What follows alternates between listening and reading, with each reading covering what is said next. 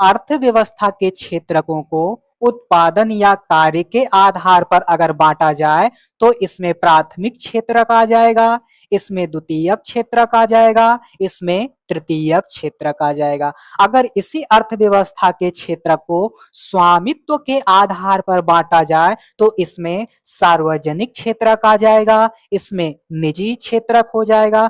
फिर इन्हीं दोनों को मिलाकर पब्लिक पार्टनरशिप, है ना, पब्लिक और प्राइवेट पार्टनरशिप ये हो जाएगा, है ना। सार्वजनिक यानी कि पब्लिक, निजी यानी कि प्राइवेट, और इन्हीं दोनों का जो मेल मिलाप हो जाएगा, मिलजुल कर ये काम करेंगे तो इसी को कह देंगे पार्टनरशिप। तो ये हो गया। अन्य जो विभाजन का आधार है उसमें आपका संगठित क्षेत्रक आ जाएगा और असंगठित क्षेत्रक आ जाएगा। आशा करता हूं इतनी बातें आप समझ गए होंगे। इतनी बातें आप समझ गए। अब अगर कोई पूछे तो आप बता ले जाओगे? बोलो हाँ, बता ले जाऊंगा। अब देखो यही चीज यहां पर बताया जा रहा है, लिखाया।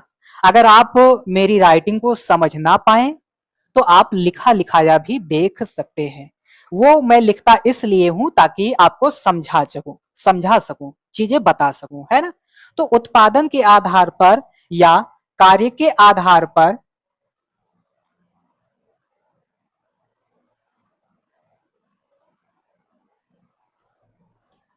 उत्पादन या कार्य के आधार पर अर्थव्यवस्था के तमाम क्षेत्रकों को 3 क्षेत्रकों में विभाजित किया जाता है, प्राथमिक, द्वितीयक और तृतीयक। ये कहानी मैं आपको पीछे भी समझा चुका है ना, इतनी बातें आप समझ गए होंगे। अब यहां पर हमने देखा प्राथमिक क्षेत्रक, द्वितीयक क्षेत्रक, तृतीयक। अब इन सबको आइए एक एक करके यहां पर समझने का प्रयास करते हैं। प्राथमिक क्षेत्रक,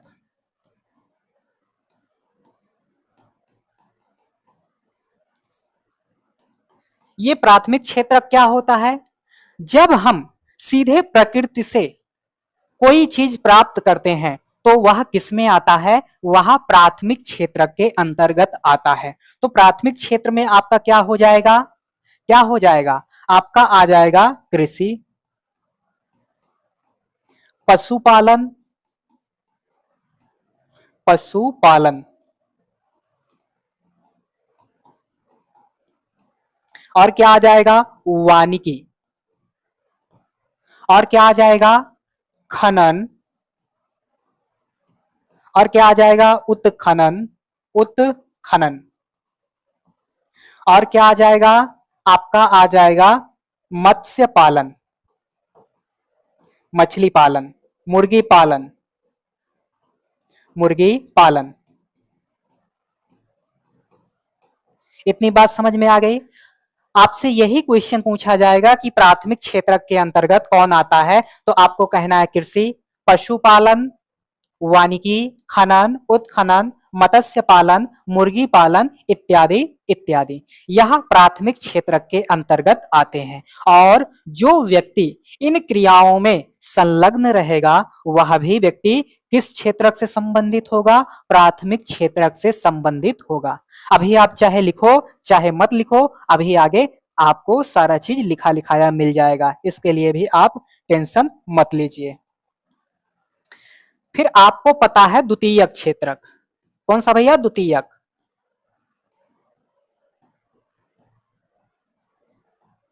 द्वितीयक क्षेत्रक, इसी को जो है एक नाम दे दिया जाता है कृषि एवं सहायक क्षेत्रक।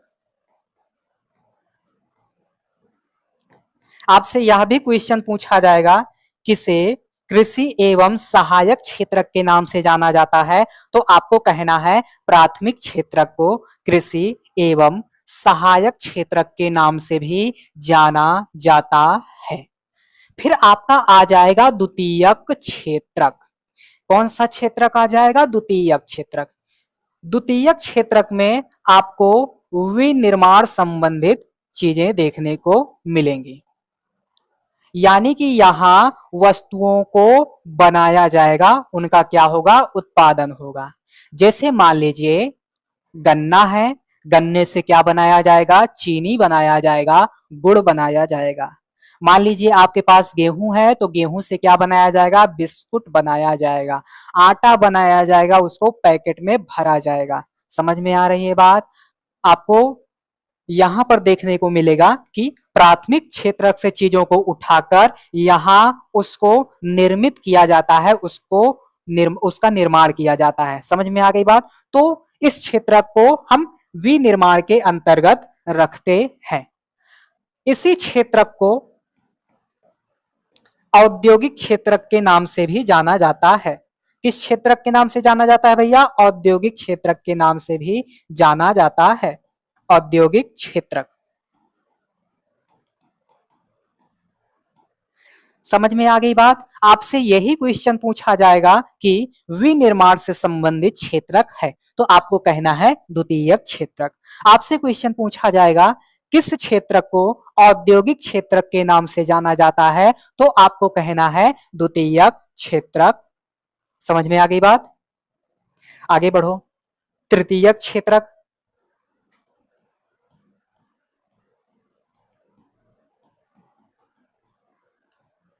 तृतीयक क्षेत्रक ये ऐसा क्षेत्रक है जो ना तो सीधे प्रकृति से वस्तुओं का उपभोग करता है और ना ही किसी चीज को बनाता है, बल्कि यह प्राथमिक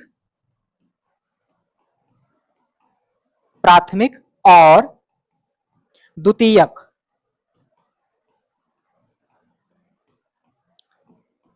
प्राथमिक और द्वितीयक क्षेत्रक की मदद करता है। क्या करता है भैया? मदद करता है। इसीलिए इसे क्या नाम देते हैं? इसे सेवा क्षेत्रक के नाम से जाना जाता है। किस नाम से? सेवा क्षेत्रक के नाम से जाना जाता है। इतनी बात समझ में आ गई? समझ में आ गई इतनी बात? आपसे पूछा जाएगा वह कौन सा क्षेत्रक है जिसे सेवा क्षेत्रक के नाम से जाना जाता है तो आपको कहना है तृतीयक क्षेत्रक को सेवा क्षेत्रक के नाम से भी जाना जाता है। फिर हमने पढ़ा था सार्वजनिक क्षेत्रक।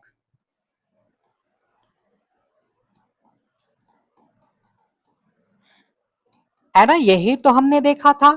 फिर हमने एक शब्द लिखा था निजी। निजी क्षेत्रक। और फिर हमने इन्हीं तीनों को मिलाकर, इन्हीं दोनों को मिलाकर इनका पार्टनरशिप बना दिया था। आप इसमें देखोगे सार्वजनिक सार्वजनिक वाले में तो परिसंपत्तियों वगैरह पर किसका नियंत्रण होगा? सरकार का।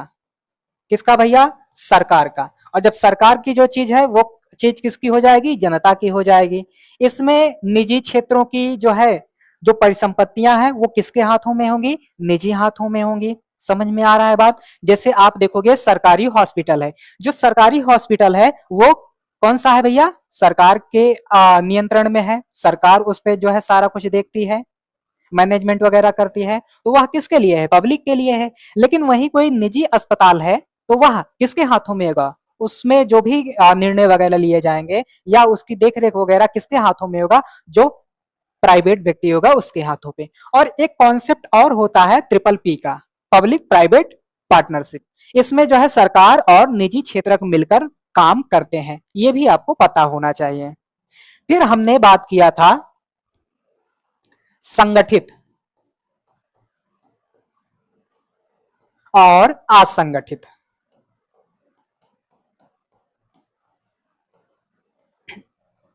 संगठित क्षेत्र में वह कार्य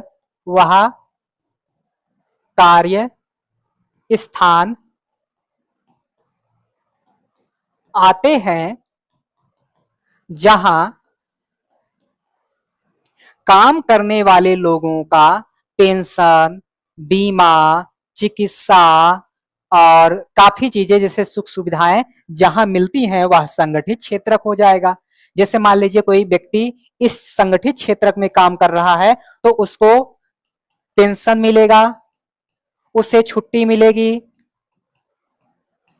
जब वो विदा होगा तो विदाई समारोह होगा। इस संगठित क्षेत्र में काम करने वाला व्यक्ति अगर मान लीजिए घायल हो जाता है तो उसे चिकित्सा लाभ भी मिलेगा। क्या भैया, चिकित्सा लाभ भी मिलेगा। और यह जो संगठित क्षेत्रक है यह सरकार के नियंत्रण में रहता है। किसके नियंत्रण में? सरकार के नियंत्रण में रहता है। यानी कि राजाओं वाली ठाट बाट इसमें आपको देखने को मिलेगी। वहीं जो असंगठित क्षेत्रक है उसमें ऐसे कार्य और स्थान आएंगे जहां ना तो समय पर रोजगार मिलेगा, समय पर रोजगार रोजगार नहीं, यहां पर समय पर रोजगार नहीं मिलेगा। मान लीजिए आप घायल हो जाते हैं तो कोई भी चिकित्सा लाभ आपको नहीं दिया जाएगा। और यह जो असंगठित क्षेत्रक है यह सरकार के नियंत्रण से परे होता है, सरकार के नियंत्रण से परे होता है।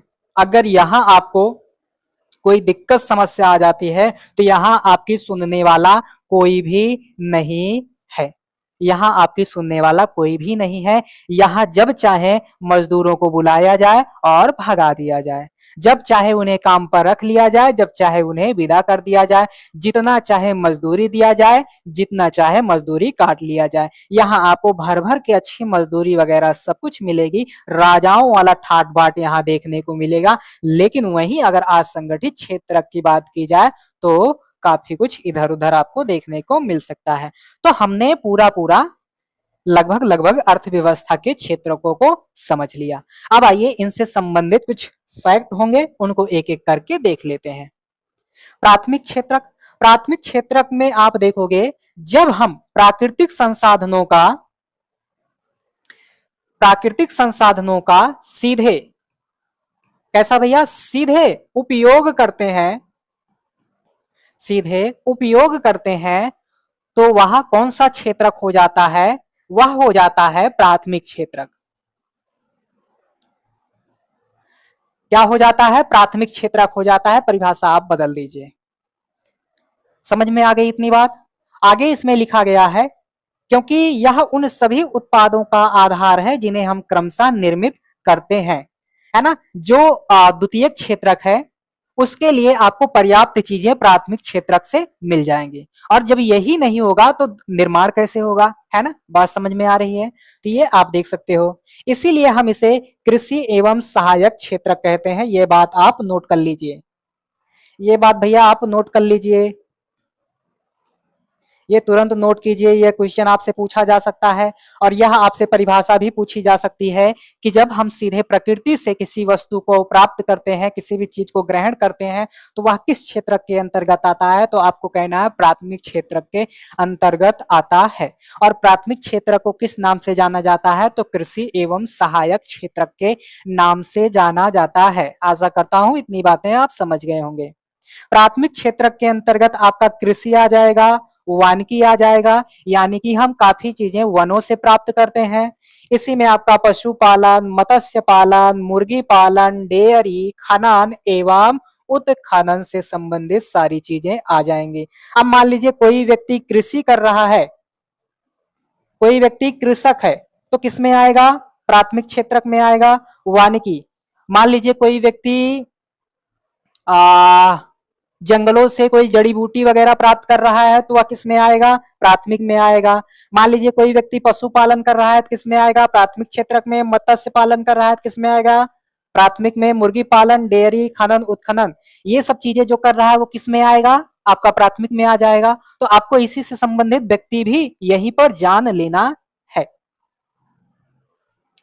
अब मैं बहुत ज्यादा कुछ उतना नहीं बताऊंगा, बस खाली केवल इन्हें जो है समझाते हुए आगे बढ़ जाऊंगा क्योंकि एक बार मैंने अच्छे से आपको लिखकर बता दिया। द्वितीयक क्षेत्रक, द्वितीयक क्षेत्रक की गतिविधियों के अंतर्गत प्राकृतिक उत्पादों को विनिर्माण प्रणाली के जरिए अन्य रूपों में परिवर्तित किया जाता है। जैसे मान लीजिए मैंने पीछे भी उदाहरण दिया था गन्ना। क्या है भैया? गन्ना। गन्ना प्राथमिक उत्पाद है। अब इससे क्या बना दिया जाएगा भैया? चीनी। चीनी बना दिया गया, या मान लीजिए गुड़ बना दिया गया। तो गन्ना तो प्राथमिक है लेकिन चीनी और गुड़ क्या हो जाएगा? द्वितीयक हो जाएगा। बोलो हाँ, हुआ ना। गन्ना प्राथमिक है, चीनी और गुड़ कौन सा है? द्वितीयक हो जाएगा। और मान लीजिए कृषि हम कर रहे हैं, कृषि से हम ले लिए गेहूं। का ले लिया बच्चा, गेहूं, गेहूं ले लिए। अब गेहूं से हमने का बना दिया भैया, आटा बना दिया, गेहूं से हमने बना दिया आटा। तो गेहूं तो प्राथमिक है, लेकिन आटा क्या हो जाएगा, द्वितीयक हो जाएगा। कृषि और गेहूं प्राथमिक है, आटा द्वितीयक हो जाएगा। क्लियर, समझ में आ रहा होगा। मान लीजिए हम क्या करते हैं भैया, और क्या करते हैं, चलो इतना तो आपके समझने के लिए बहुत है।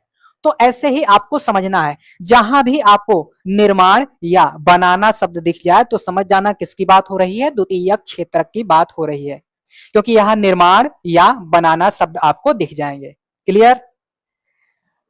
तो विनिर्माण प्रणाली के जरिए उत्पादों को अन्य रूप दिया जाता है, अर्थात यहां वस्तुएं सीधे प्रकृति से उत्पादित नहीं होती हैं, बल्कि निर्माण की जाती है, यानी कि बनाई जाती है। ये बात आपको नोट करना है। ये देखो गन्ना वाला उदाहरण मैंने यहाँ पर दे रखा है।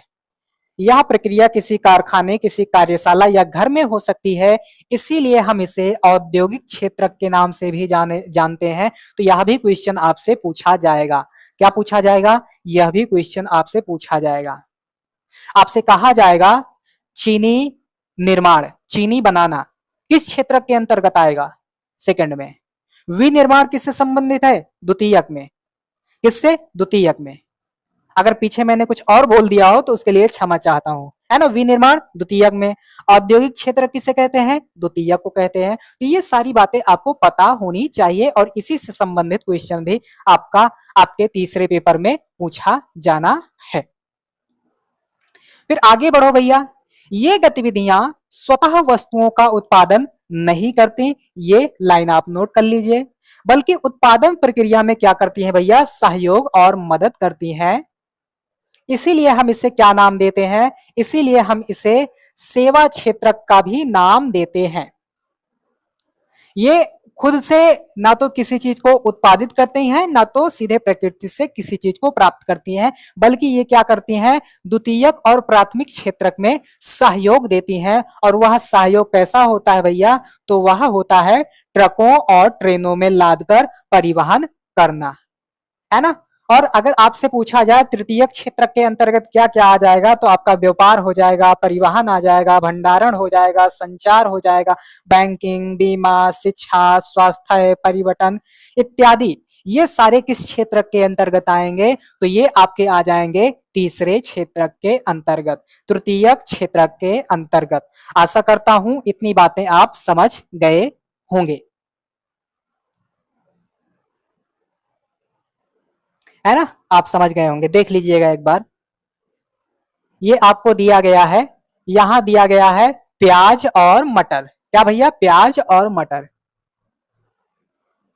यहां प्याज और मटर से संबंधित कोई बात दिखाई नहीं दे रहा है। चलो ये उदाहरण हम छोड़ देते हैं। दूसरा यहां दिया गया है प्राथमिक क्षेत्र के अंतर्गत, क्या है भैया, कपास है। कपास से हमने कपड़ा बना दिया, तो ये क्या हो जाएगा, कपास से हमने क्या बना दिया, कपड़ा बना दिया, तो ये क्या हो जाएगा, द्वितीयक क्षेत्रक हो जाएगा। और जब इसी कपड़े को लादकर कहीं और पहुंचाया जाएगा तो तृतीयक क्षेत्रक हो जाएगा। वहीं आप देखोगे गेहूं को, गेहूं को अगर किसमें भर दोगे भैया, कट्टे में भर दोगे तो द्वितीयक हो जाएगा, है ना। आटा पीस दोगे द्वितीयक हो जाएगा। गाय भैंस वगैरह है, इनके चमड़े से जूता बना दिया जाएगा तो किसमें हो जाएगा, द्वितीयक हो जाएगा। मान लीजिए लोहा वगैरह आपने कच्चे माल के रूप में प्राथमिक से निकाला, और क्या बना दिया जाएगा भैया, कार वगैरह के पुर्जे बना दिए जाएंगे, तो कैसा हो जाएगा, द्वितीयक हो जाएगा। मान लीजिए प्राथमिक से हमने लकड़ी लिया और कुर्सी बना दिया तो द्वितीयक हो जाएगा, है ना। तो ये आप देख सकते हो, ये आप देख सकते हो। और तृतीयक में यहां आप देख सकते हो तराजू से तौल रहा है, कंप्यूटर वगैरह हो गया, और भी तमाम चीजें हो गई। तो ये तृतीयक क्षेत्रक है, ये द्वितीयक है, और ये प्राथमिक है। ये पिक भी आप एक बार देख लीजिए। फिर मैंने आपको बताया था स्वामित्व के आधार पर, तो स्वामित्व के आधार पर भी अर्थव्यवस्था के 3 क्षेत्रक हो जाएंगे, जिनमें से आपका पहला क्षेत्रक हो जाएगा सार्वजनिक क्षेत्रक, दूसरा निजी, और तीसरा public private partnership. Public private partnership. इसमें अधिकांश परिसंपत्तियों पर सरकार का स्वामित्व होता है और सरकार ही सभी सेवाएं उपलब्ध कराती है। ये बात मैं पीछे बता चुका। इसमें स्वामित्व और सेवाओं के वितरण की जिम्मेदारी एकल व्यक्ति या कंपनी के हाथों में होती है। जैसे मान लीजिए अभी मैं पढ़ा रहा हूं, बहुत ज्यादा फेमस हो गया और फिर मैंने अपना संस्थान लॉन्च किया और संस्थान को मैंने अपने ही नाम पर लॉन्च किया और सारा पैसा वगैरह अपने ही नाम से लगाया और बड़ी सी कंपनी खड़ी कर दी, तो वो क्या हो जाएगी? प्राइवेट कंपनी हो जाएगी और उसका मालिक कौन होगा? मैं होऊंगा, है ना, मैं ही रहूंगा। तो ये आप निजी देख सकते हो। फिर यही दोनों लोग मिलके यहाँ काम करते हैं, है ना, तो इनकी साझेदारी हो जाती है, इसी को हम ट्रिपल पी का नाम देते हैं। फिर आपका एक विभाजन का और आधार है संगठित और असंगठित क्षेत्रक। संगठित क्षेत्रक में आप देखोगे ऐसे उद्यम और कार्य स्थान आते हैं जहां रोजगार की अवधि कैसी रहती है भैया? नियमित रहती है। इसीलिए लोगों के पास सुनिश्चित काम होता है। जब भैया आपको कहा जाएगा कि आपको हमेशा रोजगार मिलेगा, तो क्या हो जाएगी? रोजगार की अवधि निश्चित हो जाएगी। ये क्षेत्रक सरकार द्वारा पंजीकृत होते हैं, यानी कि इन पर सरकार का नियंत्रण होता है। इन्हें सरकारी नियमों एवं विनियमों का अनुपालन भी करना होता है, यानी कि इन्हें पालन भी करना होता है। जैसे मान लीजिए इससे संबंधित व्यक्ति किसी के साथ भेदभाव कर रहा है या कुछ भी कर रहा है, तो ऐसा नहीं कर पाएगा, क्योंकि इन नियमों का पालन भी इन्हें करना होता है। और यहाँ के जो कर्मचारी हैं उनको भैया नियमित रोजगार, उनको सुरक्षा दिया जाता है ना, उनको छुट्टी वगैरह दे दिया जाता है, भविष्य की निधि, और जैसे रिटायर होते हैं तो उनको और भी चीजें दी जाती है, उनको चिकित्सा लाभ वगैरह दिया जाता है ना। अगर मान लीजिए उनकी छुट्टी हो गई तो वो क्या करते हैं? पेंशन वगैरह भी पाते हैं। तो संगठित क्षेत्र में आपको काफी अच्छा सुविधा देखने को मिल जाएगा, है ना। कहीं ना कहीं आप अगर इस क्षेत्र में गए हैं तो आपको अच्छा खासा क्या मिलेगा? सम्मान मिलेगा।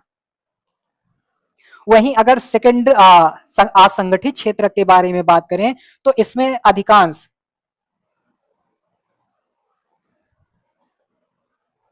है ना, यह क्षेत्र अधिकांशतः सरकारी नियंत्रण से बाहर होते हैं। जब सरकारी नियंत्रण से बाहर होंगे तो यहाँ चाहे मालिक हुआ चाहे नौकर हुआ अपना मनमाना काम करेगा। मालिक चाहेगा तो पैसे बढ़ा के देगा, चाहेगा तो काट के देगा, चाहेगा तो बहुत ज्यादा काम कराएगा, चाहे तो कम काम कराएगा। यहाँ नियम और विनियम तो होते हैं परंतु उनका पालन वगैरह नहीं होता भैया। नियम भी होता है, कानून भी होता है, लेकिन उनका पालन नहीं होता।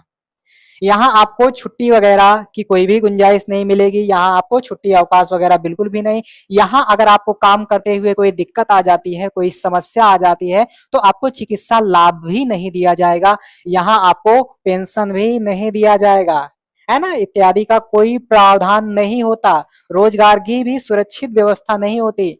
पता चला 2 दिन काम चला, 4 दिन के बाद काम खल्लास, चलो भैया दूसरी जगह चलो, है ना। तो ऐसा होता है। श्रमिकों को बिना किसी कारण काम से हटाया जा सकता है।